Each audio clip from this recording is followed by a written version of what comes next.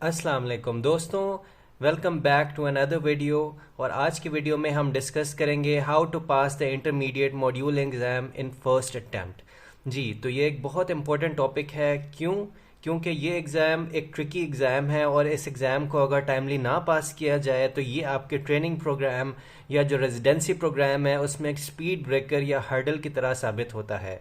इसलिए it's best to pass this exam in first attempt and then focus on your training which is ongoing. ठीक है, तो उस पर focus कर सकते हैं आप और अपनी जो है सारी मेहनत उस पर लगा सकते हैं जो कि आपका आगे का करियर है। इसलिए it's better not to linger on with this exam. इस एग्ज़ाम को फर्स्ट अटैम्प्ट में ही निकालिए तो that is best for you. लेकिन ये एग्ज़ाम एक ट्रिकी एग्ज़ाम है और उसके पास करने की एक सर्टन गाइडलाइंस हैं जिससे लोग अक्सर वाकिफ नहीं है। ठीक है, तो in this video I will be telling you the guaranteed strategy and the success formula which you guys can use to pass this exam in the first attempt. इस वीडियो को हम टू पार्ट्स में divide करेंगे। First video में हम written exam की guidelines discuss करेंगे और सेकंड वीडियो में हम वाइवा और टॉक्स की गाइडलाइन डिस्कस करेंगे। जी, तो without any further adieu let's move on with the video.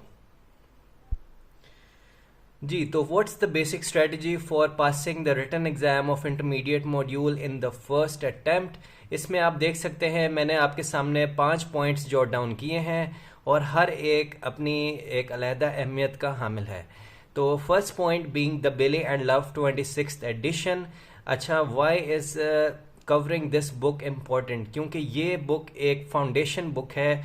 इसको किए बगैर आप रिटन में अपीयर नहीं हो सकते। बेशक आप जितनी भी की बुक्स इस्तेमाल कर लें, एमसीक्यू बुक्स इस्तेमाल कर लें, बेली एंड लव किए बगैर आप जो है ये एग्ज़ाम पास नहीं कर सकते। हाँ, अगर किसी का सिक्का चल जाए या तुक्का लग जाए तो वो पास हो सकता है, लेकिन इन ऑर्डर टू जिसको आप कह सकते हैं कि एक गारंटीड सक्सेस फार्मूला वो नहीं है। इसके बगैर कोई गारंटी नहीं है सक्सेस की। हाँ, अगर कोई तुक्का चल गया किसी का तो वो हो सकता है पास, वरना नहीं। तो moving on with the first point of belly and love कि इसका 26th एडिशन आपने जो है वो करना है। Why 26th edition? क्योंकि 26th एडिशन एक एक्सटेंडेड एडिशन है और इसमें कुछ ऐसे इंपॉर्टेंट पॉइंट्स हैं which are not present in the 27th and the 28th edition. So make sure you read the 26th edition. And the second one is the book of Shahan Salim. इसमें 2 books आ जाती हैं। One is the IMMQ Bank of Surgery and the third one is the Shahan Salim Rapid Review book. ये दोनों अच्छी books हैं, आपकी base बनाती हैं, बट मेक श्योर कि you read both of this books after the Bailey and love 26th edition. Next point is the pass peps book. तो pass peps book को कैसे कवर करना है और किस टाइम में कवर करना है, I will be telling you that in the upcoming slides. And last but not the least is the revision. आपको हर एक पॉइंट को एटलीस्ट 2 से 3 टाइम्स रिवाइज करना है, whether you are doing Bailey and Love, whether you are doing IMMQ Bank or Rapid Review or Past Peps, at least 2 to 3 times revision is necessary. So moving on with the video. जी, जैसा कि मैंने आपसे बोला था कि बेले and love का 26th addition आप लोगों ने करना है। ये एक एक्सटेंडेड एडिशन है और इस दफ़ा के जो पेपर आए थे IMM रिटन के, उसमें भी काफ़ी पोर्शन और चंक जो है वो 26th एडिशन से लिया गया था। तो make sure you focus on this edition. और इसके लिए आपको ये ख्याल में रखना है कि बेले एंड लव को आपने 1 होल मंथ डेडिकेट करना है। जी हाँ, इसमें इस मंथ में जो है आपने बेली एंड लव के अलावा और कोई चीज़ नहीं करनी। जो भी शुरू करना है इस 1 महीने के बाद शुरू करना है, वेदर इट्स शहान सलीम और the other book that I am going to mention. लेकिन बेली एंड लव के लिए सिर्फ और सिर्फ आपने जो है 1 मंथ डेडिकेट करना है और 1 मंथ जो है वो होल हार्टेडली डेडिकेट करना है। इसको अच्छे से पढ़ के रीड करना है first time, if you've not done it before, and after that the second and third time you have to remember the things that you read. ठीक है, तो at least 2 से 3 times आपने अच्छा रीड करके इससे याद किया होना चाहिए।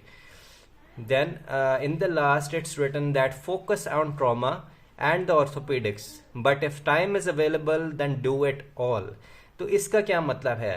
अक्सर लोग कहते हैं कि बेली एंड लव से सिर्फ ट्रॉमा और ऑर्थोपेडिक का पोर्शन कर लिया जाए तो ही काफ़ी है। जी काफ़ी है, लेकिन प्रायोरिटाइज अगर आप करें तो ट्रॉमा और ऑर्थोपेडिक्स बेशक पहले कर लें, लेकिन if you ask me and if you want me to be honest with you all, then doing it whole is the best for you guys. ठीक है, इसे सारा कीजिए और अच्छे से कीजिए, आपके पास टाइम है तो why not utilise it in a good way. ठीक है, इसको आप सारा कीजिए, पहले ट्रॉमा और ऑर्थोपेडिक का पोर्शन कर लें, लेकिन कीजिए सब कुछ, छोड़िए कुछ भी ना। ठीक है, तो बेले एंड लव पूरी कीजिए और 1 मंथ होल जो है वो डेडिकेट लाजमी कीजिए। Okay, moving on with the next part of the video, that is the Shahan Saleem books. अब इन बुक्स में हमारे पास 2 बुक्स आ जाती हैं। One is the IMM Q bank of surgery which needs to be done 2 to 3 times, and the second one is the rapid review which also needs to be done 2 to 3 times. अच्छा, इसमें अब मैं आपको बता दूं कि जो IMM Q bank surgery है, that is basically a segregation according to the topics, and the rapid review series is basically a segregation according to the past papers or the year wise papers. ठीक है, आपने सबसे पहले बेले and love करनी है 1 month, उसके बाद जो नेक्स्ट मंथ होगा उसमें आपने ये दोनों बुक्स करनी है। ठीक है, दोनों बुक्स से मुराद ये है कि IMM क्यू बैंक को भी इक्वल टाइम देना है और रैपिड रिव्यू को भी इक्वल टाइम देना है, और बिल्कुल एंडिंग डेज में आके जो है आपने इन दोनों को रिवाइज भी करना है। तो IMM क्यू बैंक जो है basically it's a topic wise segregation, जिसमें कि डिफरेंट टॉपिक्स के लिहाज से आपके MCQ सेग्रीगेट किए गए हैं। तो that needs to be done second to Bailey and Love, और थर्डली जब आप ये कर लें उसके बाद रैपिड रिव्यू करनी है। रैपिड रिव्यू जो है सिंपली पास्ट रिकॉल्स पे पास्ट पेपर्स को गैदर किया गया है, तो that needs to be done after the IMM Q bank. अच्छा, मेक श्योर कि you do the latest past paper of rapid review series as well, क्योंकि जो लास्ट पेपर्स होते हैं रैपिड रिव्यू सीरीज के, दे आर हाईली हेल्पफुल, और ज़्यादा chances होते हैं कि CPSP जो है लेटेस्ट पेपर से ही अपने अपकमिंग एग्जाम में MCQs रिपीट करता है। तो मेक श्योर कि you go through that as well. जी, तो last and most important point that needs to be dealt with in the preparation of the written exam for IMM is the pass pep surgery book. तो pass pep surgery book करना क्यों ज़रूरी है, और एक बड़ी मिसकंसेप्शन है इसके बारे में कि इसमें बहुत ज़्यादा मिस्टेक्स हैं। Yes, to some extent that is true, इसमें मिस्टेक्स हैं and you need to pick it out yourself. आपके लिए इस बुक का कोई भी करेक्टेड वर्जन मार्केट में अवेलेबल नहीं है सैडली, लेकिन आपको इसकी मिस्टेक्स खुद पिक करनी है। और इसका सबसे अच्छा तरीका क्या है, वो ये कि बिल्कुल आपकी जब प्रेपरेशन फुल हो जाए तो एंड में सिर्फ आपने 10 से 15 दिन जो हैं वो पास पेप्स के लिए अलहदा रखने हैं। ठीक है, पास पेप्स की मिस्टेक्स आप तभी पिक कर पाएंगे जब आपकी प्रेपरेशन बेले और रैपिड रिव्यू और IMM क्यू बैंक सर्जरी से फुली हो चुकी होगी।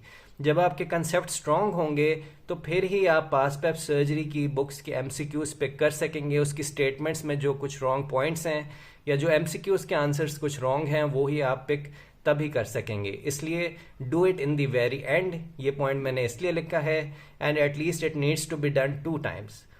अब एक और सवाल आता है कि अगर इसमें मिस्टेक्स ही इतनी है तो फिर इस बुक को करना क्यों ज़रूरी है। वो इसलिए क्योंकि इस दफ़ा के एग्ज़ाम में भी और इससे पहले भी जो एग्ज़ाम्स आ चुके हैं 2 से 3, उसमें राउंड अबाउट 20 से 25 MCQs जो है वो एज इट इज़ उनकी स्टेम्स और स्टेटमेंट्स MCQs के पास पेप सर्जरी की बुक से लिए गए थे। एंड आपको पता है कि इसमें एक एक MCQs मैटर करते हैं। ठीक है, बेशक आपका कॉन्सेप्ट जितना भी स्ट्रांग हो, लेकिन अगर डिफ़िकल्ट MCQs आ जाए और वो आपने एक दफ़ा गो थ्रू किया हो तो फिर ये इससे बेहतर कोई चीज़ नहीं होती। ठीक है, तो पास पेप्स की बुक करना लाजमी है और ये आप बिल्कुल एंड के लिए रखिएगा। बिल्कुल लास्ट लाइन मैंने लिखी है कि last portion is important.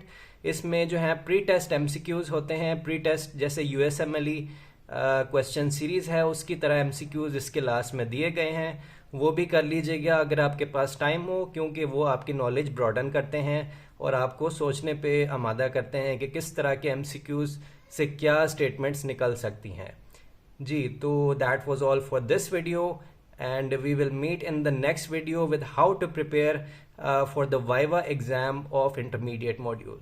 Thank you so much. अपने होस्ट डॉक्टर शाहरुख किसरानी को दीजिए इजाज़त। इंशाल्लाह नेक्स्ट वीडियो में होते हैं हाजिर इसी तरह की वीडियो के साथ। Thank you.